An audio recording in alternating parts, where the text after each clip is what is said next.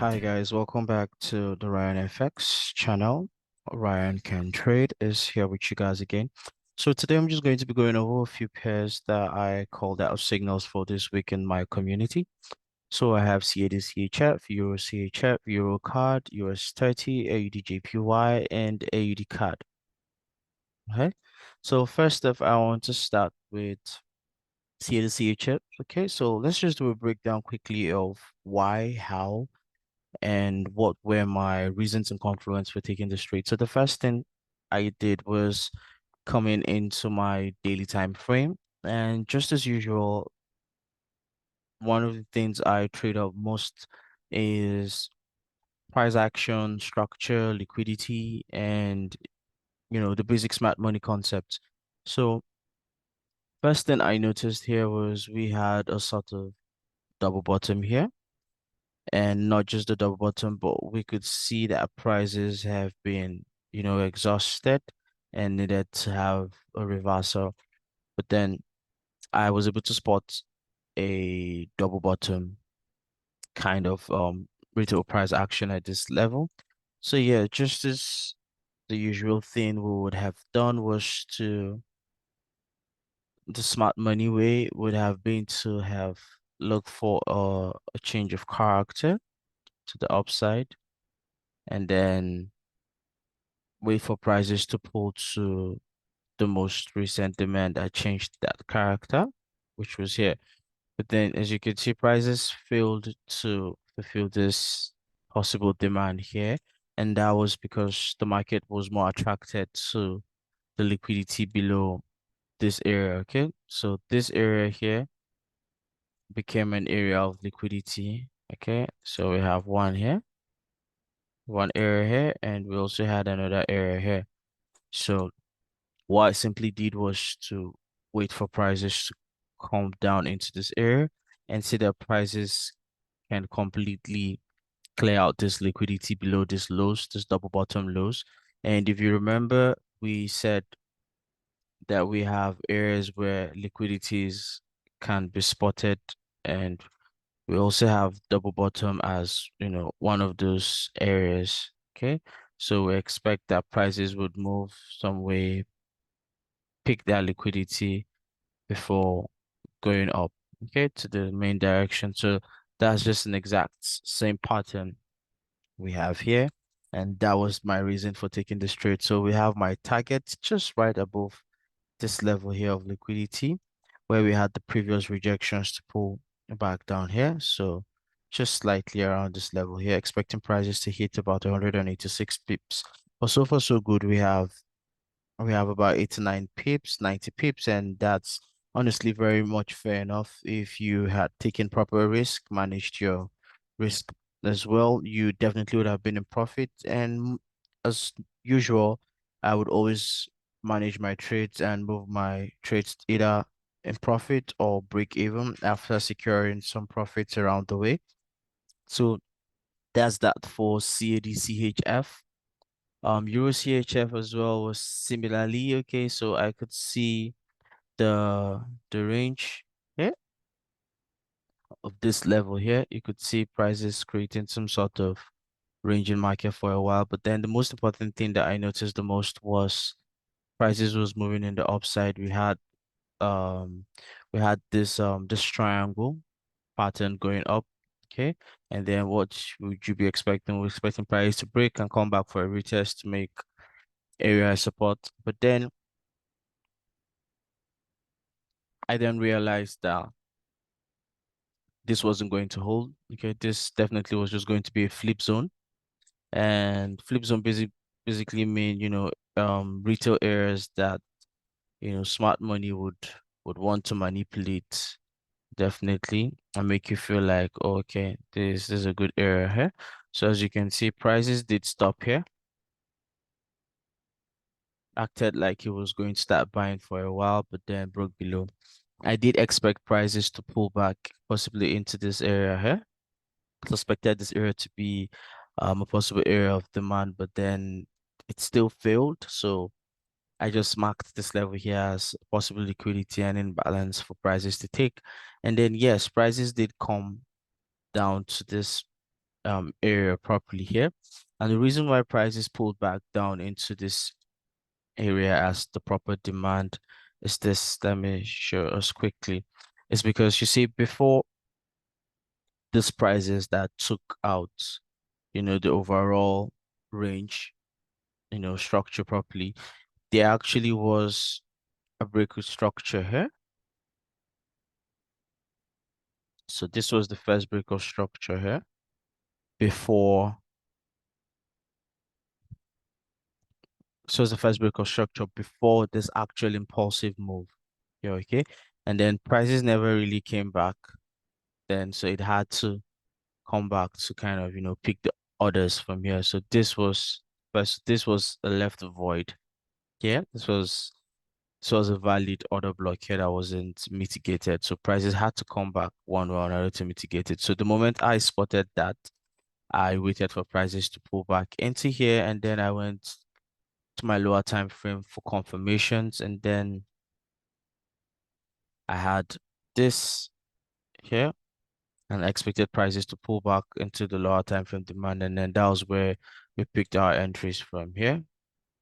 So you can see we have this arrow where I called out the analysis from, and then we hit a total of 109 pips on this trade, which is awesome and extremely great. So just give me a moment while, okay. So I'd like to show us the trades, okay. So you see, so we had Euro CHF coming in. So here we had Euro CHF coming in here, prices here, and we just activated, and then we have USDC and H still upcoming here. Yeah, we're going to get to Euro card as well, USD MXN, and then this was CAD CHF. Okay, see prices, we expect a price to come pick liquidity and before it starts to move to the upside as well. So that's very, very much what we had on Euro CHF. Eurocard, on the other hand, was one of my most waited trade. I think I had to wait about 3 weeks for this trade. So basically, I saw a key level. Okay, so a key level at about the 146,100 area was my main point. But then prices looked like he had tapped into this level the first time, but then I just felt this was kind of more like an inducement because yes, prices were highly overbought and definitely need a correction. But then due to market instability, expectancies from the core CPI, manufacturing index as well, and all of those things, prices were just kind of playing about. And then, yeah, expected prices to actually go back to tap into that level properly, which it did after about 2 weeks. Okay, and then the moment I spotted prices into that level, I came down to my 1 hour time frame, and then I activated my sales at about this region was where I took my first sales at, and then I wanted to see prices take out this area here, and then I wanted to see prices pull back, okay, to pick a supply for the continuation of the sell here. So this basically was how I planned my trade on Eurocard. Nothing so stressful, nothing too hard. Everything was just planned out very simple, just simple price action, demand and supply, not too hard. Okay, so if you see this, you see we've been anticipating Eurocard for a while, for a very, very long while. And just give me a moment. Okay, so you can see we've been anticipating Eurocard for a very long while, but it didn't play out, so prices kept moving to the upside. So here became my major area of target. And same thing. And even when the new week started, I still made mention of how Eurocard was still heavy on the possible drops on Eurocard, particularly the major drops on Eurocard as well.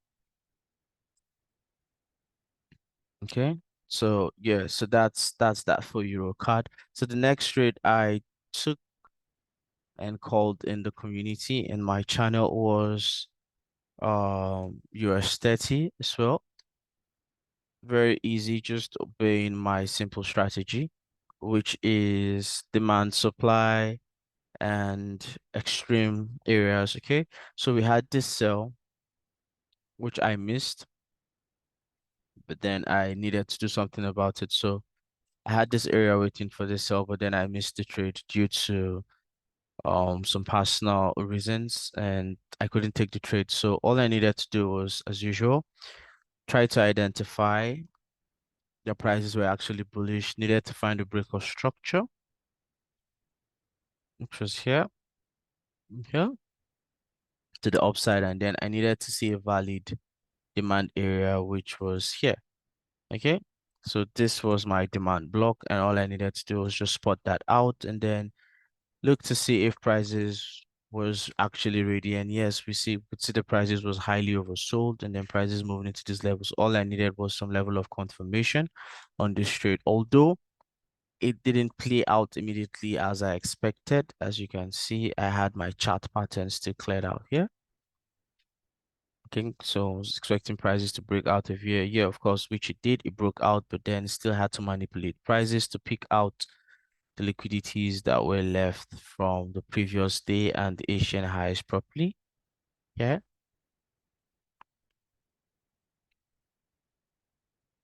Okay. So if we scale to a lower time frame, let's say the 50 minutes time frame, we'd see that we had double bottoms here. Okay. So same thing that happened on the CAD here on the 4 hourly time frame. We have a similar scenario on the US 30 50 minutes time frame. So we had double bottom here on the demand, so which was specific area of liquidity, lots of stops around this area. Yes, we had the change of character around this area here. And yeah, so definitely, would have been expecting prices to pull back into this demand, of course, which it did. So that would have been a major reason to have want to take this trade on time. But yeah, prices would always be prices and then manipulations came back to pick the Asian lows that was created after picking here. And then finally, before the move happened at the open of the New York session, prices did what came back down, picked the liquidity situated on that this double bottom, and then prices decided to move upwards. And yes, this was a very good trade. I made a 1 to 7 risks to reward, which I used to um pass upon that challenge earlier today. Yeah. So this was a very good trade for me in particular, as well as the AUDJPY. Okay. So the AUDJPY wasn't called in my channel. That was more like a personal trade for me. Just one of those trades where you just see them and you're like, oh, I have to get into this trade. So yes. And okay, just quickly. So yeah. So this is the US 30 trade, okay? So this was it. As called up, since it picked the demand from the 2 hour level, that prices move, liquidity, and then you could see our stop loss, and then prices did its thing, and we're glad that prices did move in our direction. So for ADJPY was quite easy. I had this area set up for a very long time. I think this was about last week. So I knew prices didn't come back to pick this level immediately to, fulfill this demand here. So prices never activated. So I saw this price move here. So I marked this area here as a level of inducement, possible liquidity as well. Because definitely people would have been expecting prices to, pull back, dip in so they could buy again.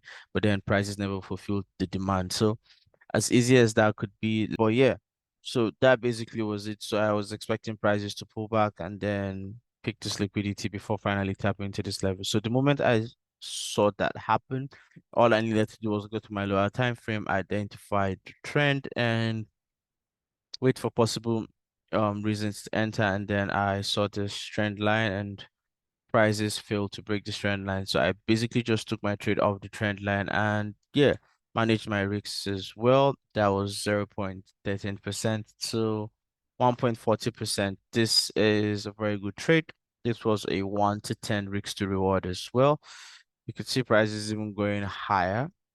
But yeah, the most important thing is taking money off the market when needed and being satisfied with it and being contented with it, but yet, still wanting more. You never can be too contented, and yes, you still don't want to become too ambitious because being too ambitious could just lead you into, pure greed, which you want to avoid as well. So yeah, so these are my major trades for the week. Sadly and funny enough, I took most of these trades at the end of the week. That was and Friday. Thursday and Friday. That was when I took all of the trades. I had no trades from Monday to Wednesday, and that also just depicts what I always say about, okay, patience, discipline, consistency, and success. You do not have to always find a trade. You have to be patient to let the market come to you. You have to be disciplined enough to stick to your plan, and you have to be consistent enough to keep coming back to the chart even when you do not feel like, even when you do not have a trade on, be consistent enough to just look at the chart once in a while, and then this would be the end result. So hopefully you are still waiting and we're still praying for those big days, to make our first 10K days, 20K days, and all of those things. So thank you guys for watching my breakdown video. This is actually my first breakdown video, so just tell me how I did and if you enjoyed it and if you understood it, or if you think I could be more concise in my explanations and in my breakdowns. Please do like, subscribe, give me a thumbs up, leave a comment in the comment section for me, and I will do my best as much to interact with every comment I see. And thank you guys so much. This Ryan Can Trade.